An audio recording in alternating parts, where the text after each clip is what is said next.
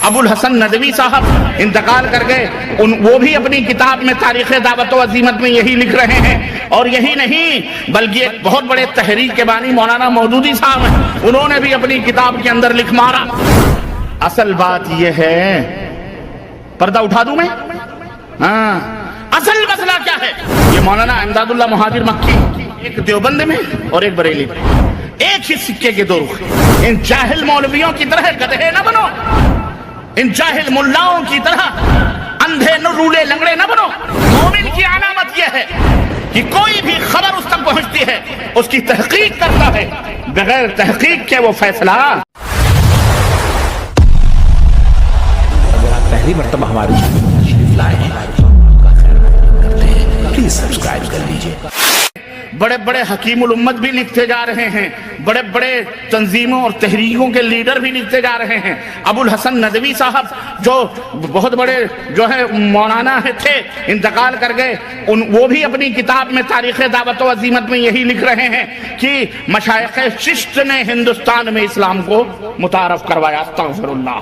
اور یہی نہیں بلکہ ایک بہت بڑے تحریک کے بانی مولانا مودودی صاحب ہیں، انہوں نے بھی اپنی کتاب کے اندر لکھ مارا کہ جو ہے پروفیسر آرنیٹ فرماتے ہیں کہ خواجہ معین الدین چشتی اجمیری نے اسلام کو ہندوستان۔ اب جب اتنے بڑے بڑے لیڈران دین زچ کھا سکتے ہیں، غوطہ زنی خرافات میں کر سکتے ہیں، تو لوگ جو عوام الناس ہیں بیچارے، ان کا تو مبلغ علم کیا ہے آپ خود اندازہ لگا سکتے ہیں۔ چنانچہ ہمارے برِ صغیر میں مشہور ہو گیا کہ جناب علی خواجہ صاحب لائے ہیں، خواجہ صاحب دین کو لائے ہیں ہندوستان میں۔ ہند کے راجہ کون ہیں؟ بولو، ہند کے راجہ کون ہیں؟ معین الدین چشتی اجمیری لائے ہیں۔ اب صاحب دیکھو، صاحب وہی رٹ رہے ہیں کہ نہیں رٹ رہے؟ خواجہ صاحب نے 600 برس اسلام کے 600 برس کے بعد خواجہ معین الدین چشتی اجمیری کہاں پیدا؟ سنجر میں پیدا ہو رہے ہیں۔ وہ جو افغانستان سے ادھر کا علاقہ ہے ماورا النہر کا، پیدا وہاں ہو رہے ہیں۔ کہاں سے ٹھوکریں اوکریں کھاتے کھواتے مجاوری کرتے ہوئے، قبر پوجتے ہوئے داتا گنج اجمیری کے مزار پر تین سال تک مراقبہ اور پتہ نہیں خرافات اور جھاڑو کشی کرتے کیسے وہ اجمیر پہنچے، جو راجاؤں اور ٹھاکروں کا دیش تھا جسے راجستھان کہتے ہیں، اجمیر کے۔ اور وہاں پہنچ کر کے انہوں نے اپنے چند 600 یعنی 600 برس تک اسلام غیر ہندوستان میں آئے نہیں۔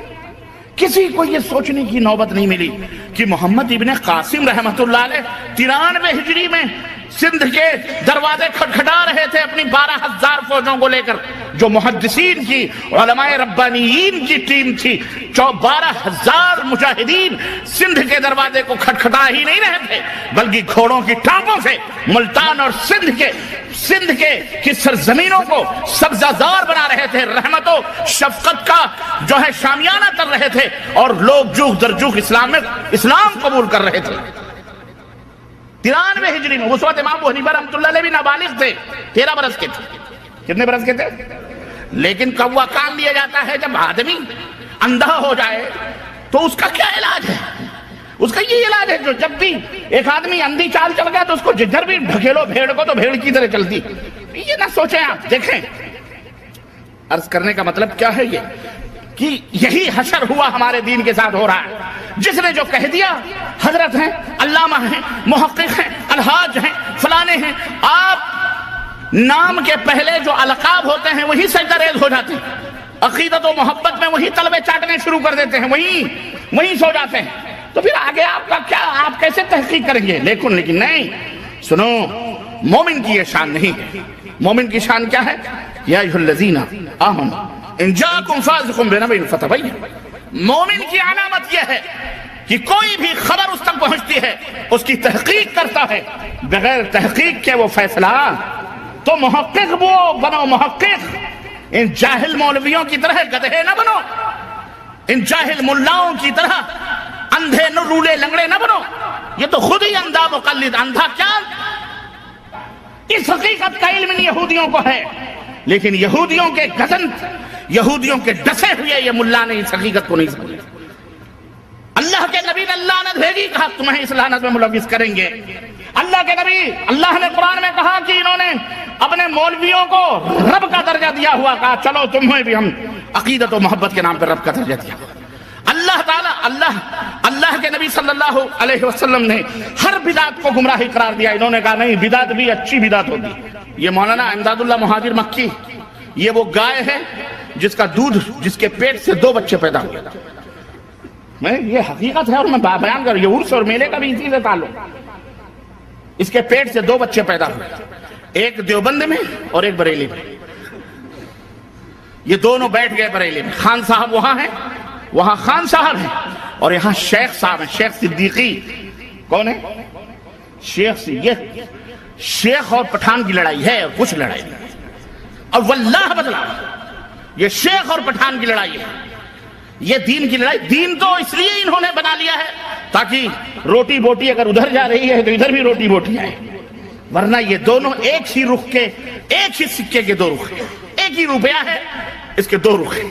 اس کی تہوں میں جاؤ گے تو تمہیں یہ حقیقت ملے گی. طاہر القادری اس زمانے کا ایک بہت بڑا دجال ہے.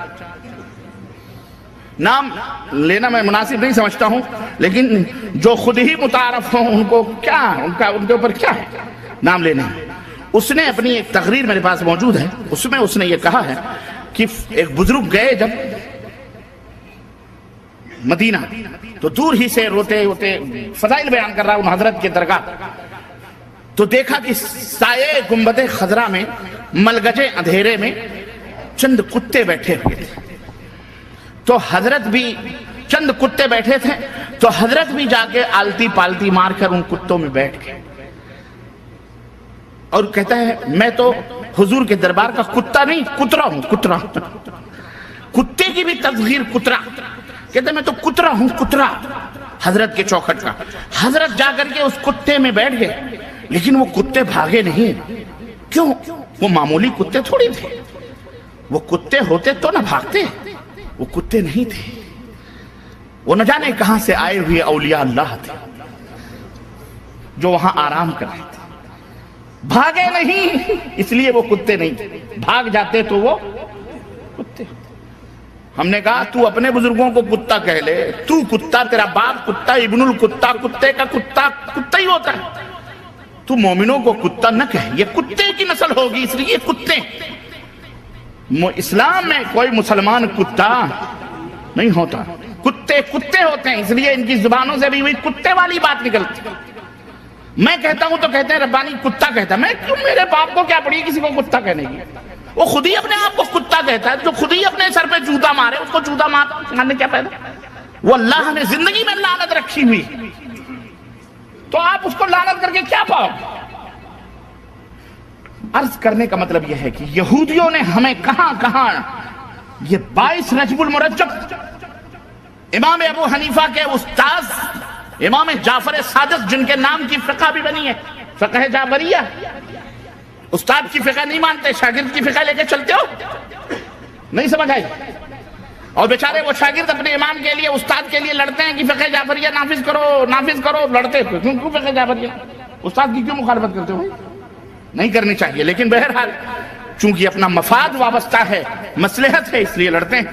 لیکن ہیں سب ایک چٹے بٹے. عرض کرنے کا مطلب یہ ہے کہ امام جعفر صادق کا نہ 22 رجب کی پیدائش ہوئی, نہ موت ہوئی, نہ کچھ, کوئی رشتہ اور تعلق نہیں.